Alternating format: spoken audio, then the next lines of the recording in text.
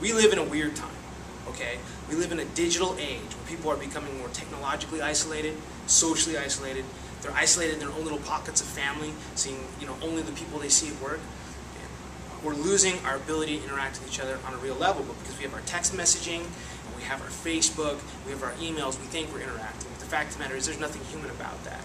Martial arts, you get to see a human for who they are. You meet someone at a party and they're going to feed you some line about what they want you to believe that they are. But when you come in and you practice with your training partner and you see them struggle and you push them and you see them sweat and breathe and get to the point where they think that they can't go any farther and then they go past that, then you get to see a real human being. That's a real interaction. And that happens every single time you practice.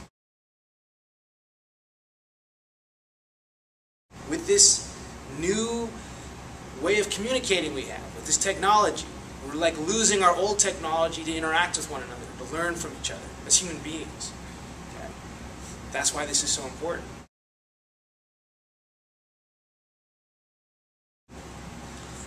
There was a Dark Ages. Okay? Rome fell. They had all this technology. They had great roads. They had aqueducts. They had reading and writing, all this stuff, history. Rome fell and it all went away. For hundreds of years, it was just Dark Ages. People didn't know anything. They didn't know how to create art. They didn't know how to read. All these things were lost.